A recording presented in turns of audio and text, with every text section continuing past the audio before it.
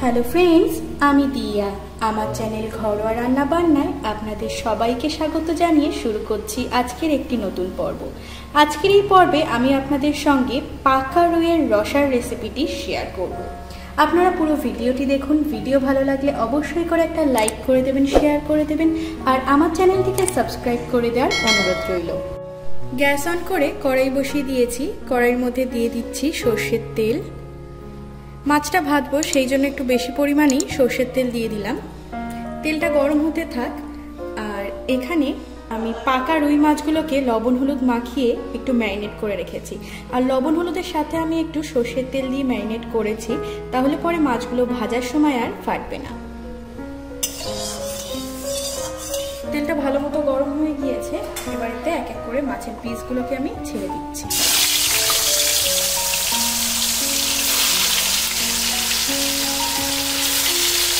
মাছগুলোকে ঢাকা দিয়ে ভেজে নিচ্ছি। ঢাকা খুলে নিলাম। ঢাকা দিয়ে মাছগুলোকে ভেজে নিয়েছি। আর মাছগুলো কিন্তু একদম লালচে বাদামি করে ভাজা হয়ে গিয়েছে। এবার মাছ ভাজাগুলোকে তেল ঝরিয়ে তুলে নিচ্ছি একটা প্লেটের মধ্যে।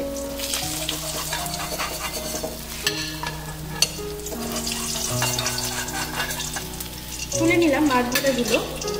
একইভাবে বাকি মাছগুলোকেও ভেজে নেব।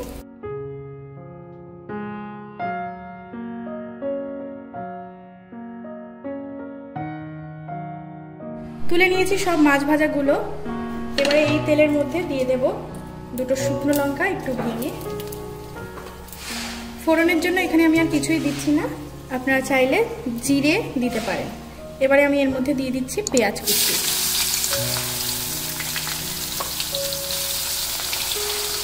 দিয়ে দিলাম। পেঁয়াজটাকে বাদামি করে প্রথমে ভেজে নিতে হবে। পেঁয়াজটাকে বাদামি করে ভেজে নিয়েছি। এবারে আমি এর মধ্যে দিয়ে দেব 1 টেবিল চামচ পরিমাণ আদা রসুন বাটা। আদা এবং রসুনকে আমি একসঙ্গে বেটে রেখেছি। খুব ভালো করে মিশিয়ে নিলাম। এবার আমি এর মধ্যে দিয়ে দেব কয়েক টুকরো টমেটো। আদা রসুন টমেটো পেঁয়াজ সব কিছুকে আবারও খুব ভালোভাবে ভেজে নেব, যাতে এদের কাঁচা গন্ধটা চলে যায়। খুব ভালোভাবে পেঁয়াজ রসুন আদা টমেটো ভেজে নিয়েছি। এবার আমি এতে এক এক করে গুঁড়ো মশলাগুলো দিয়ে দেব।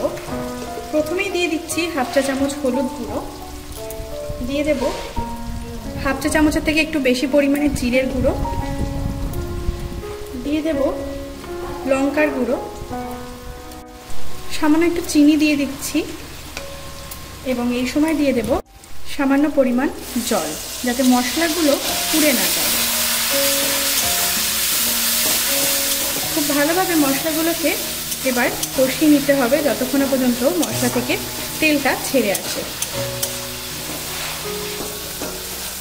মশলাটা খুব ভালোভাবে কষানো হয়ে গিয়েছে, দেখতেই পাচ্ছ সাইড দিয়ে তেলটাও ছেড়ে দিয়েছে। এবারে আমি এতে দিয়ে দেব পরিমাণ মতো জল। একটু বেশি পরিমাণেই জল দেবো, কারণ যেহেতু এটা পাকা রুই সেজন্য খুব ভালোভাবে ফোটাতে হবে। জল দিয়েছি, তাই এবারে দিয়ে দিচ্ছি পরিমাণ মতো লবণ। লবণ ঝাল মিষ্টি এটারা আপনার নিজেদের স্বাদ অনুযায়ী বুঝে দেবেন।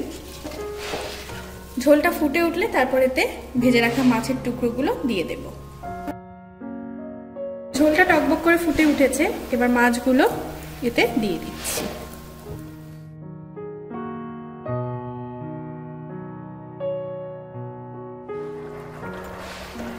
মাছগুলোকে ঝোলের মধ্যে একটু ডুবিয়ে দিচ্ছি। দিয়ে দিচ্ছি কাঁচা লঙ্কা চেরা।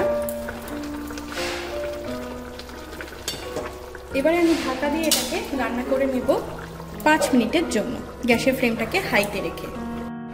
5 মিনিট ঢাকা দিয়ে রান্না করার পর এবার ঢাকাটা আমি খুলে দিচ্ছি। শেষ উপকরণ আমি এতে দিয়ে দিচ্ছি গরম মশলার গুঁড়ো। দিয়ে দিচ্ছি 1 চা চামচ মতো ঘি। ছোট চামচের 1 চা চামচ ঘি দিয়ে দিলাম। এবারে খুব ভালো করে আবারও একবার একটু মিক্স করে নিচ্ছি। ব্যাস তৈরি আজকে একদম পাকা রুইয়ের রগরগে ঝাল বা রসা। গ্যাসের ফ্লেমটাকে এবার আমি অফ করে দিচ্ছি। ভীষণ সুন্দর একটা গন্ধ বেরিয়েছে। গরম গরম পাকা রুইয়ের রসা আমি পরিবেশন করে দিচ্ছি। গরম গরম পাকা রুইয়ের রসা আমি এবার পরিবেশন করে দিচ্ছি। দেখতেই পাচ্ছেন কতটা লোভনীয় দেখতে হয়েছে। গরম সাদা ভাত অথবা পোলাও যে কোনো কিছুর সাথে কিন্তু অসাধারণ লাগবে আজকের এই মাছের রসাটা। আপনারাও এই রেসিপি ফলো করে বাড়িতে ট্রাই করুন আর আমাকে নিচে কমেন্ট করে অবশ্যই জানান আপনাদের কেমন লাগলো। ভিডিওটি ভালো লাগলে একটা লাইক করে দেবেন, শেয়ার করে দেবেন আর নতুন নতুন রান্নার ভিডিওর আপডেট পাওয়ার জন্য আমার চ্যানেলটিকে সাবস্ক্রাইব করে দেবেন। অনেক ধন্যবাদ আজকের এই ভিডিওটি দেখার জন্য।